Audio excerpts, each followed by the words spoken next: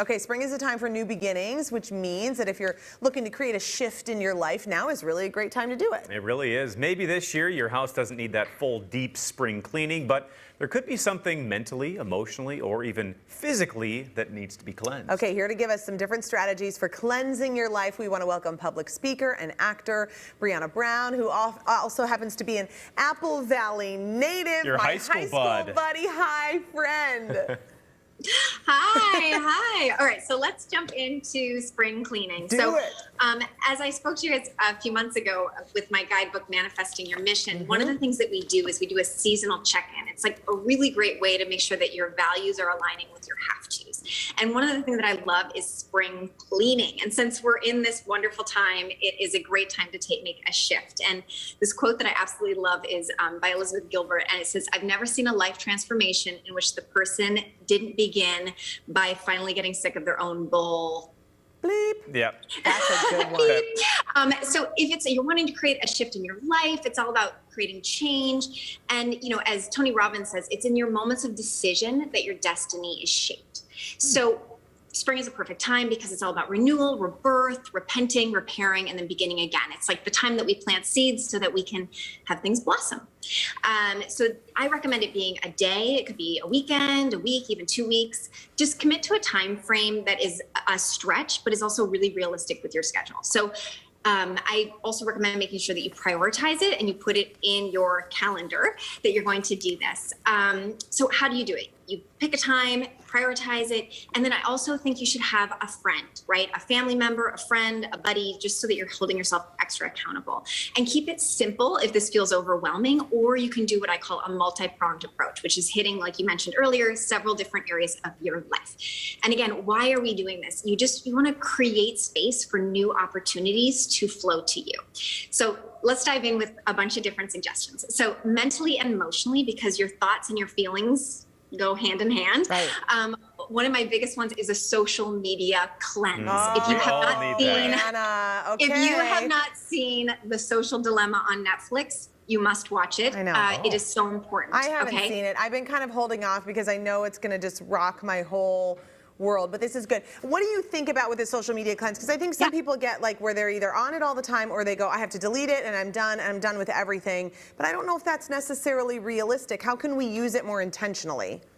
Well, I think doing a cleanse just to go off the addiction of it is really important, but keep it simple. It doesn't have to be forever. But I do think if you know the reality of how social media works, the wild, wild west of it all, then you're not going to feel so taken by it. So I don't think anything needs to be all or nothing, but I think a break from something, AKA a cleanse, just allows space for us to be able to do it with being more intentional. So you would say, I'm going to do this spring cleaning for like 2 days, 5 days, whatever, and then you include a social media break in that strategy.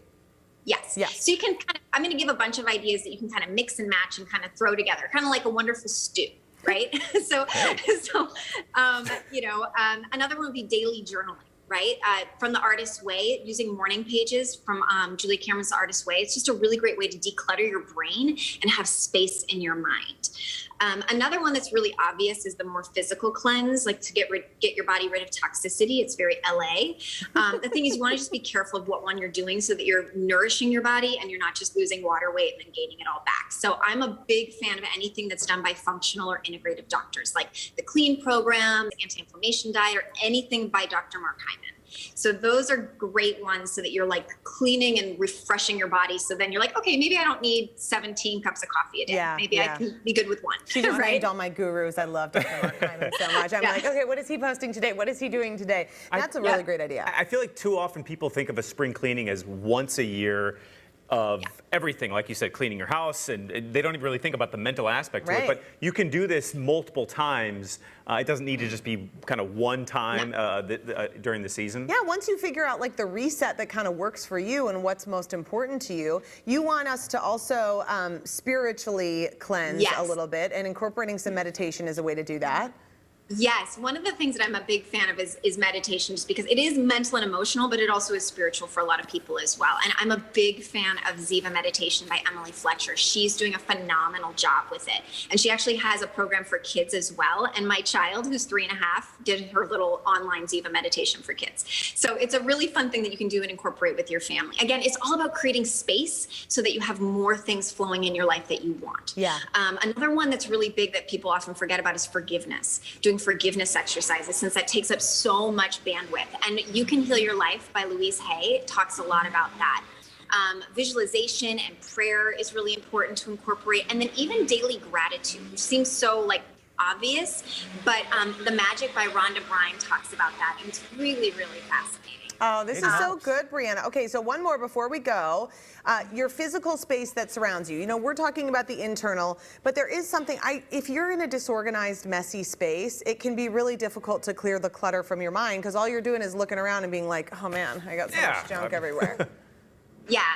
Well, because a cluttered home actually equals a cluttered mind. So if you feel like your mind is all cluttered, look around. You're probably not in a place that feels very organized. And so that's one of the things that's a big aha. They're like, okay, this is time to get this organized. So one of the things I love is Marie Kondo's technique from The Magical Art of Tidying Up, where she, look at everything and say, does this spark joy? And if it doesn't, you donate it or toss it, or you realize it may be a necessity. But and then also the home edit, which I think is really great if you're a little more OCD and color coordinated. But lastly, if you want to kind of finish it off, the ceremony of it all with saging your home or sound bowls, just to kind of add more symbolism, that's a really lovely way to just kind of set this intention. But it's really a wonderful, powerful way to be like, I want to reset what was.